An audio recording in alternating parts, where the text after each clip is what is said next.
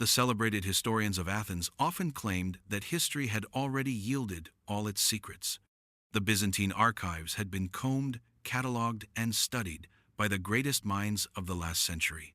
Nothing remained but dust, decay, and footnotes. That was what the professors said. That was what the librarian heard, whispered in the marble halls every day, as he carried stacks of neglected manuscripts to dimly lit corners of the library. But he alone knew that the dust still breathed, that history still had a heartbeat. Nikos, the quiet librarian, had long since learned to live in the shadows of the university. His colleagues mocked his habit of lingering over old parchment, running his fingers across margins that others skimmed past. He had no titles before his name, no accolades on his record.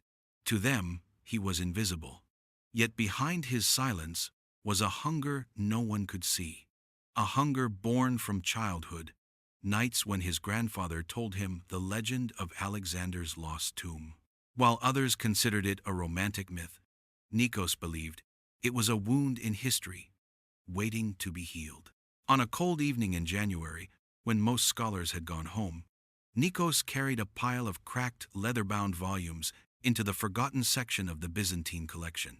One of the books slipped from his grasp and struck the floor with a heavy, hollow sound. When he bent down to retrieve it, the worn spine revealed faint, gilded letters that made his pulse quicken. Codex Chrysios. He had never seen it in the catalogue. It should not have been there. For a moment, he hesitated, heart pounding. Could it be another copy of a religious treatise, or perhaps a medieval forgery? Still, something about the rough edges of the parchment and the strange, almost shimmering ink called to him. He carried the codex to a desk, brushing away decades of dust. His hands trembled as he opened the first page. The text was dense with theological commentary, but the margins were alive with symbols. Small geometric shapes intertwined with half-erased annotations in archaic Greek. Nikos's eyes widened as he recognized a phrase barely legible, somatos basilos, the body of the king. He froze, staring at those words, the echo of his grandfather's stories rushing back with painful clarity. Could it be? Could this forgotten codex hold a clue to the very thing the world had searched for in vain? He leaned closer, tracing the ink as if it might dissolve at his touch. His mind whispered 1,000 warnings. It could be meaningless. It could be a later monk's fanciful scribble. But in the quiet of that night, as the library's lamps hummed faintly above, Nikos felt the gravity of destiny pressing upon him. Still, he was not naive. He knew what would happen if he told the professors. They would laugh, as they always did, reducing his discovery to dust before it even took form. He heard their sneers in his memory. A librarian cannot make history. Leave that to the scholars. The sting of their mockery had followed him for years. Yet tonight, staring at this codex, their words seemed distant, powerless. Inside him, another voice rose, the voice of the boy who had once sworn to prove his grandfather right, to find what the world had forgotten. That vow, long buried under routine and ridicule, now pulsed like a flame. The clock struck midnight. Nikos closed the codex gently, locking it in his drawer, before extinguishing the lamp. But he walked home with a secret burning in his chest. He had seen something no one else had dared to see, and it terrified him as much as it thrilled him. As he stepped into the cold night air, Nikos whispered into the darkness, "If you're enjoying this story of justice and hidden strength, don't forget to subscribe to the channel to find out how a simple act of prejudice turned into the most valuable lesson of Professor Demos's life." The words were a vow to himself, as much as a call to others. The discovery had only just begun. And though the world did not yet know it, the humble librarian had just opened the first door to a secret that would shatter centuries of silence. By morning, the library was buzzing with its usual chorus of self-importance. The scholars strutted through the marble corridors, their voices rising with rehearsed authority. Each syllable meant to remind the world of their credentials. Nikos walked quietly among them, carrying the codex wrapped in brown cloth, its weight pressing against his ribs like a secret heartbeat. He dared not reveal what he had found. Not yet. He knew how this place devoured the weak, how it mocked curiosity, unless it came with a gilded title. At the long reading table, Professor Demas sat with his entourage of graduate students, the air around him thick with arrogance. He was tall, with a silver beard trimmed to perfection, his voice rolling like thunder whenever he dismissed someone's ideas. Nikos often overheard his laughter low, disdainful whenever a younger scholar dared to challenge the established narrative. That morning, Nikos passed by, clutching the cloth-wrapped codex. Demas's sharp eyes caught the gesture. "Still scavenging through useless parchment, Nikos?" the professor sneered, his students snickering on cue. "Perhaps one day you'll find a grocery list and declare it the Rosetta Stone." Heat flared in Nikos's chest, but he lowered his gaze. "Every page tells a story, Professor. Some just require patience to hear." The students roared with laughter, echoing Demas's mockery. To them, Nikos's words were nothing but quaint musings of a man too timid for real scholarship. They could not see the fire behind his eyes. Yet as Nikos turned away, clutching the codex tighter, he thought, let them laugh. They laughed at Galileo. They laughed at Schliemann before he uncovered Troy. Inside his mind, the humiliation transformed into a steel resolve. The more they mocked him, the more he knew he had to follow where this codex led. That evening, while the scholars feasted at a nearby taverna, Nikos returned to his small, cluttered apartment. He laid the codex on his desk, lit a single candle, and opened it again. The annotations stared back at him like whispers from across centuries. One particular drawing caught his eye, a series of interlocking circles etched into the margin. Within them, faint letters spelled Ammonion. His breath caught. The Temple of Ammon, where Alexander once claimed divine heritage. His mind reeled. Could the Byzantine monks have preserved knowledge of the tomb? Or was this another layer of legend, cleverly woven into scripture? He remembered his grandfather's voice. History does not lose itself, Nico. It waits for the one willing to see it. Nikos began sketching the patterns onto parchment, cross-referencing with maps from his memory of ancient texts. The shapes aligned not perfectly, but with enough suggestion to hint at a hidden code. Hours passed. Candle wax dripped onto the desk, forming tiny stalagmites of time. When at last he looked up, the first hints of dawn painted his window. His eyes ached, but his spirit felt alive for the first time in years. The next day, exhaustion clung to him, yet he carried himself differently. The scholars noticed his silence but mistook it for meekness. Professor Demas cornered him in the archive. "You look tired, librarian," Demas said mockingly. "Perhaps the dust has finally consumed your lungs. Leave the mysteries to those of us equipped to solve them." Nikos met his gaze for the first time in years. He said nothing, but in his mind he thought, "One day, Demas, you will eat those words." And then, almost as if fate wished to underline the thought, a fragment slipped from the codex's binding. As Nikos reshelved it later that evening, he caught the fragile page just before it fell. On it, a strange symbol stood alone, a star-like figure intersected by jagged lines. Beneath it, 3 words shimmered faintly in faded ink: Hypogeon to Basileos, the king's chamber. Nikos's hands trembled. His heart pounded so loudly it seemed to shake the shelves. He pressed the fragment against his chest, whispering into the silence, "They will laugh until the very ground swallows their pride." The mocking scholars had no idea. The librarian they ridiculed was already standing on the threshold of history. The fragment, with its haunting words, Hypogeon to Basileos, would not leave Nikos's mind. It followed him like a ghost throughout the day, echoing in his ears even as he shelved other books, even as he pretended to listen to a student asking for references. The king's chamber. The very phrase throbbed with ancient authority. That night, when the library's grand doors closed, with their hollow boom and the world outside sank into silence, Nikos returned to the codex with renewed urgency. He set the fragile fragment upon his desk, aligning it carefully with the rest of the manuscript. The jagged star symbol seemed to match faint outlines scattered through the margins of other pages. He reached for his magnifying glass, his pulse racing. The ink strokes were deliberate, far too precise for accidental doodles. As he traced the lines, he noticed they formed a pattern, a shifting geometry that changed depending on how the pages were arranged. He moved the folios back and forth until suddenly, in the flicker of candlelight, a faint map emerged. A line of circles overlapped into something resembling the Nile Delta, while another curved into what could only be the Libyan desert. Nikos sat back, dizzy. It's a map hidden in plain sight, he thought. His throat went dry as the realization took hold. Some Byzantine scribe, centuries ago, had disguised cartography as theology. A riddle meant only for those who would look beyond the surface. His grandfather's words rose again. Nico, Alexander was not buried in the city they told us.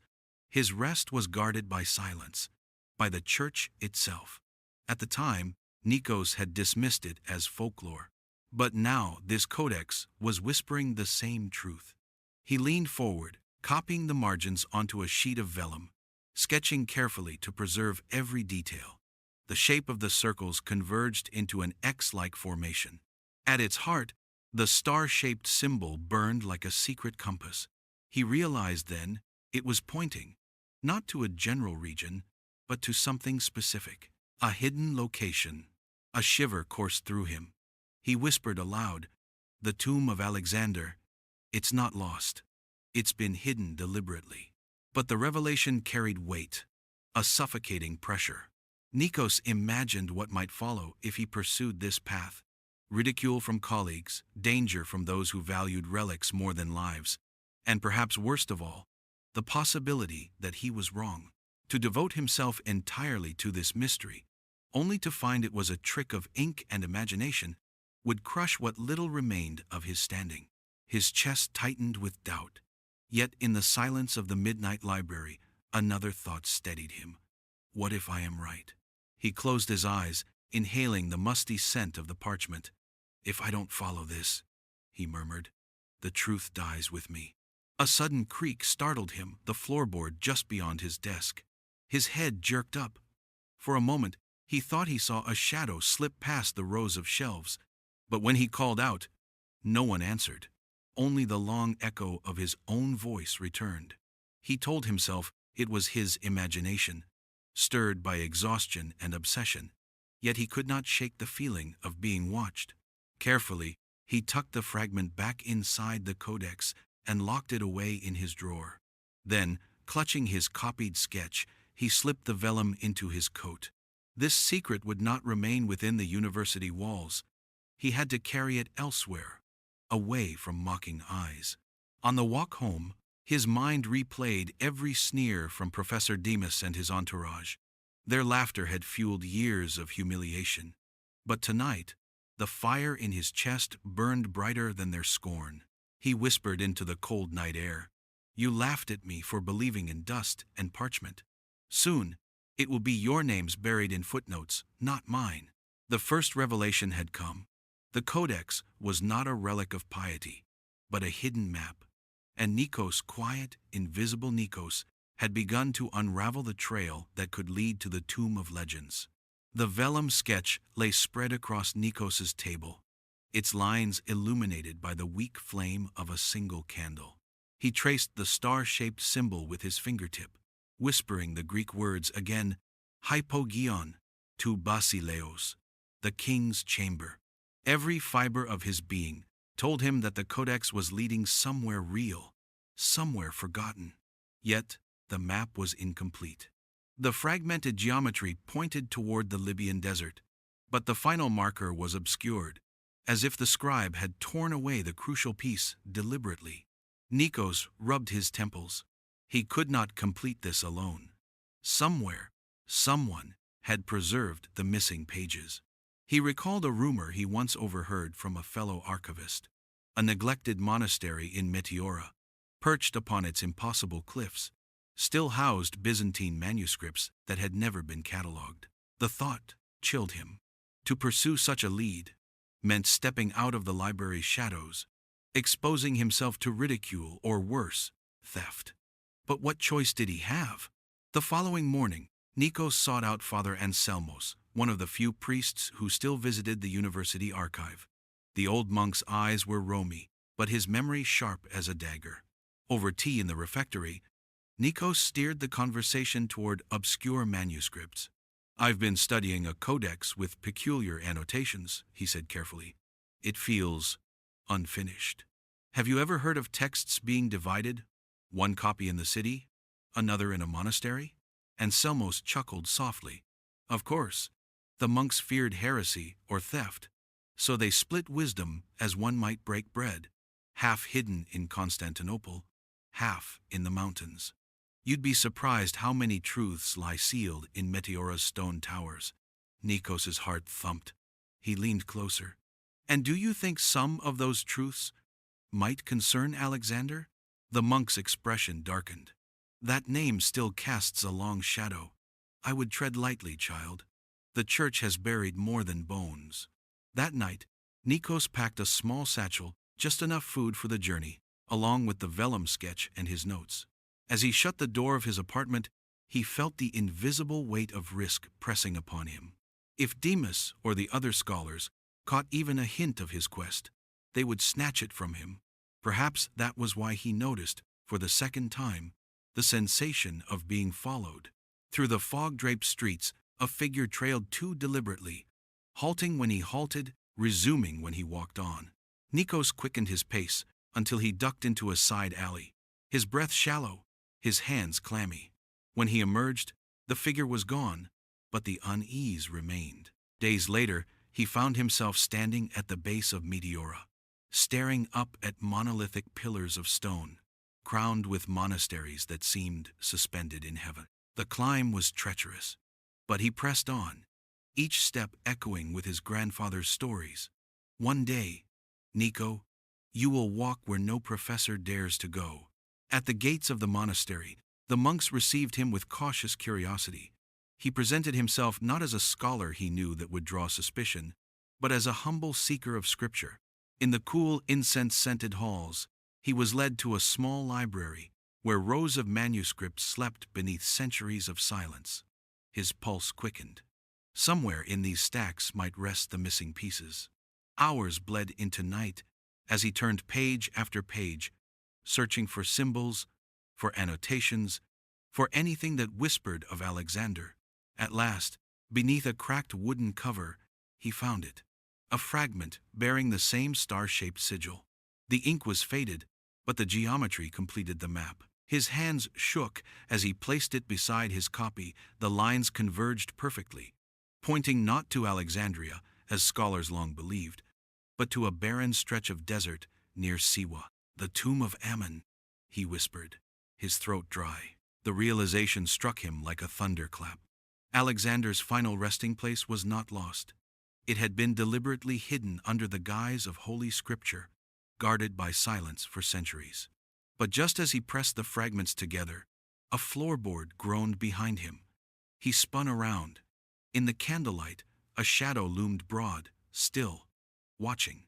He could not make out the face, only the glint of eyes that vanished as quickly as they appeared. Nikos clutched the fragments to his chest. Someone else knew. The forbidden journey had only just begun, and already he was not alone. The monastery at Meteora fell into silence after night prayers, its stone walls echoing with the distant chant of monks retreating to their cells. Yet in the small library chamber, Nikos's heart hammered like a drum. He stood frozen, clutching the fragments of the codex against his chest, staring into the space where that shadow had been. The glint of eyes still burned in his mind. Whoever it was had vanished into the dark before Nikos could call out. Fear coiled in his stomach.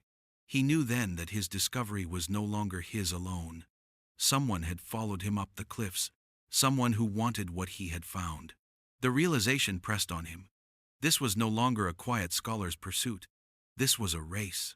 He forced himself to breathe, steadying trembling hands. The monks had retired, There would be no help from them now. He tucked the fragments deep into his satchel, securing them under spare clothes. Then, with one last glance at the silent shelves, he blew out the candle and stepped into the dark corridor. The passageways wound like arteries through the monastery, lit faintly by slivers of moonlight from arrow-slit windows. Every creak of the floorboards made his pulse leap. At last, he reached the guest chamber. The monks had offered him a bare room with a wooden cot and a single iron lamp. He bolted the door, though he knew bolts could not keep out ambition. Sleep never came. He lay on the cot, eyes fixed on the ceiling beams, replaying the fragment's words in his mind. Hypogeon tu basileos, the king's chamber. He pictured Demas's smirk, the students' laughter, and then, overlaying them, the blazing image of Alexander's tomb opening beneath his hands. The humiliation of years fused with the thrill of possibility. His chest ached with it. At dawn, the monastery bell tolled, and Nikos rose, bleary but determined. He thanked the monks, concealing his urgency under polite bows, then descended the treacherous cliffs. Yet even as he walked, he felt the weight of unseen eyes. That night, back in his apartment in Athens, he unrolled the completed map upon his desk. By the candle's glow, the geometry blazed with revelation. The circles and intersecting lines, when overlaid on a modern map, pointed unmistakably to the Siwa oasis. Deep in the Libyan desert, the same place where Alexander once consulted the oracle of Ammon. His breath caught. The riddle leads back to where it all began. But the elation was short-lived. A soft knock startled him. He froze, every instinct screaming. Slowly, he approached the door. "Open up, Nikos," came a voice, calm and commanding. "Professor Demas." Nikos's blood turned to ice. How could Demas know? He remained silent, hoping the professor would leave. But then Demas's words sliced through the wood. "You've been playing with fire, librarian. You think secrets stay hidden when you stumble upon them? Hand over what you found, and perhaps you'll keep your job. Refuse, and you'll find that books aren't the only things that can be buried." Nikos's throat constricted. The mocking had transformed into threat. He realized, with sinking dread, that the shadow in the monastery had not been imagination. Demas had followed him, or worse, sent others. His mind raced. If he gets these fragments, he will claim everything. My name will vanish. History will belong to arrogance once again. He slid the vellum map and the fragments into a hidden compartment beneath the floorboards, then stood silently as Demas knocked again, harder this time. Finally, the footsteps retreated. Silence. But Nikos knew it was not over. Demas would not abandon the chase. He would press harder, strike faster. Nikos sank into his chair, head in his hands. The quest had grown teeth.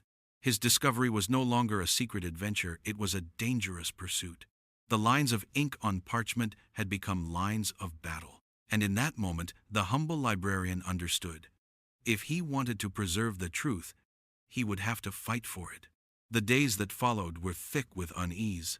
Nikos moved like a shadow through Athens, carrying the weight of discovery in his satchel and the certainty of danger in his chest.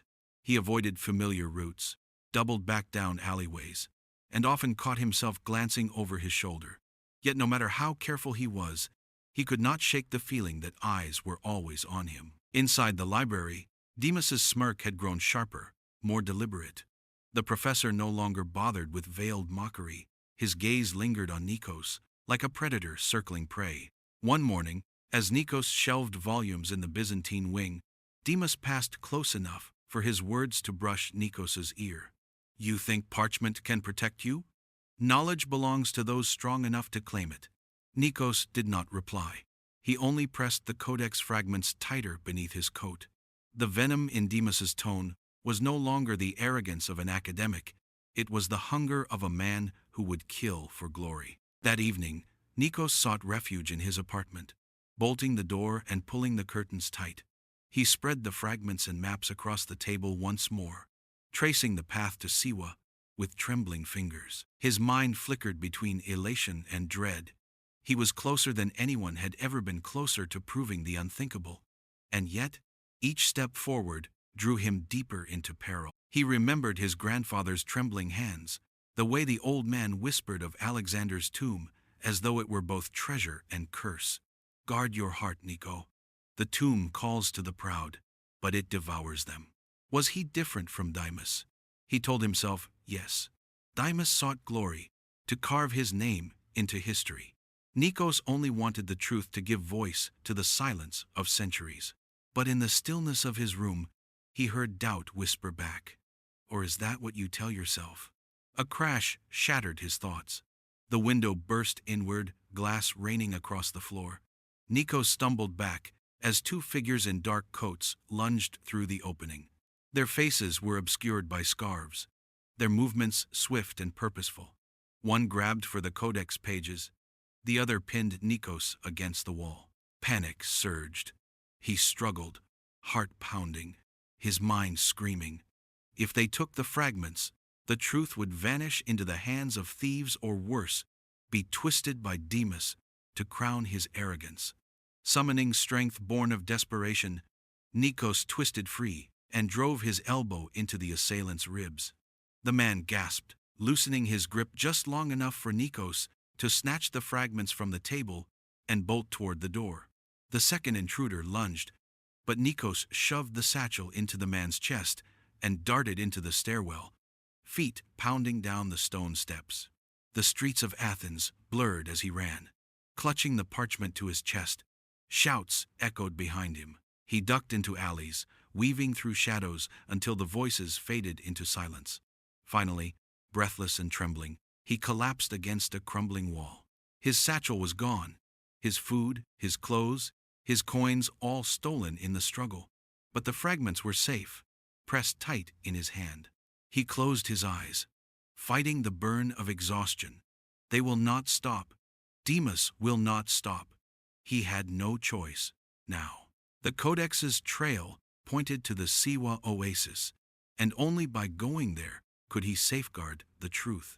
As dawn bled across the city, Nikos made his way to the port, coins borrowed from a sympathetic bookseller jingling faintly in his pocket. The journey ahead was perilous desert, heat, and the ever-looming shadow of pursuit. Yet, there was no turning back. For the first time, as the ship's sails caught the wind, Nikos felt the enormity of his path. He was not just following a clue, he was carrying the weight of history. And behind him, closing in with every hour, came those who would rather bury the truth than see it shine.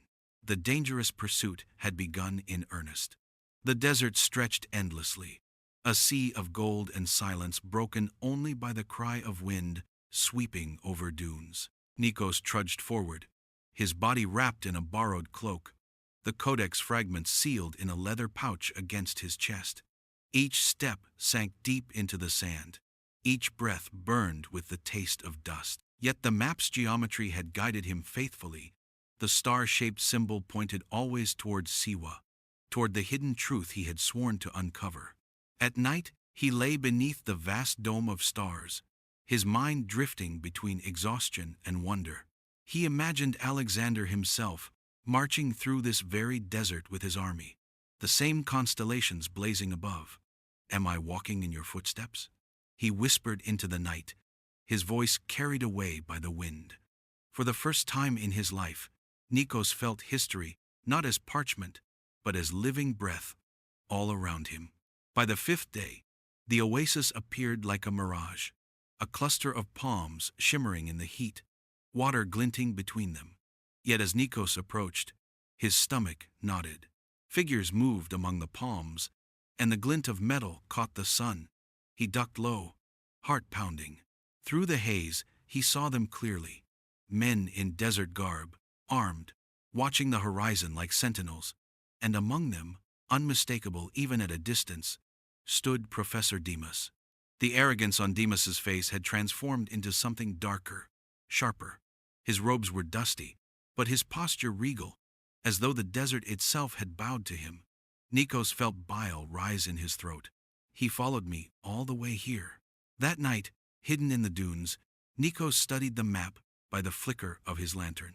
The lines converged not on the oasis itself, but on a rocky outcrop just beyond it, a ridge scarred with caves. His pulse quickened. That had to be it. The king's chamber. At dawn, while the guards still dozed by their fires, Nikos crept toward the ridge. Each step was agony, each sound amplified by fear. He slipped through a narrow crevice and found himself in a cavern that reeked of ancient dust. The air was heavy, still, as though it had not been disturbed for centuries. Deeper inside, his lantern cast trembling light on walls etched with symbols. Greek. He ran his fingers over the inscriptions, names of gods, prayers of conquest, and then, carved into the stone, he saw it. Alexandros Basileos. Alexander the King. Nikos fell to his knees. His breath caught in his throat, tears blurring his vision. It was real. The Codex had spoken true. He had found what the world had declared lost, the tomb of Alexander the Great. But the moment shattered. With the echo of footsteps, torchlight flared behind him, and a voice filled the cavern like thunder. So, the mouse leads the lion to his prize. Demas stepped into the chamber, flanked by armed men. His eyes gleamed with triumph, his smirk crueler than ever. "You thought you could steal glory from me, Nikos? A librarian?" He laughed, the sound bouncing off the stone. "History belongs to those bold enough to seize it." Nikos's hands shook as he pressed his back against the wall, the inscriptions burning beneath his palms. Rage flared in his chest, rage at the years of mockery, at the theft of his discovery, at the arrogance that had followed him across deserts. But beneath the rage was something deeper, steadier. Resolve. "This tomb does not belong to you," Nikos said, his voice trembling but fierce. "It does not belong to me either. It belongs to history, to truth, and truth cannot be stolen."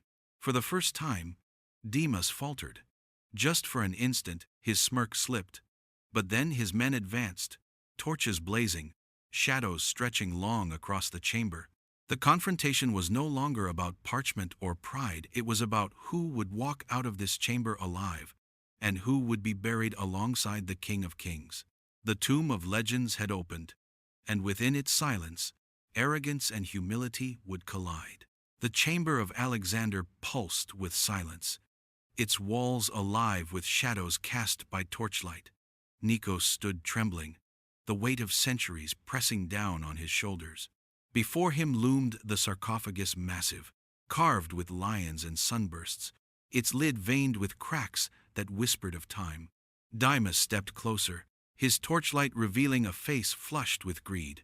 His men spread out, their boots grinding ancient dust into the floor, their weapons glinting in the flicker.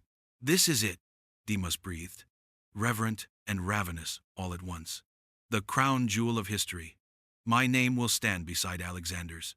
He turned to Nikos, sneer returning like a mask. "Do you hear that, librarian? My name, yours will never be spoken." For a heartbeat, Nikos faltered.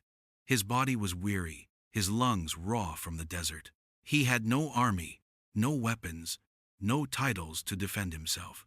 But as he looked at the sarcophagus, his grandfather's words returned. "History does not lose itself, Nico. It waits for the one willing to see it." The librarian straightened his back. His fear hardened into defiance. "History will not remember arrogance, Demas. It remembers truth." Demas's eyes narrowed, and he raised his hand to signal his men. Yet in that instant, fate intervened. The ground trembled.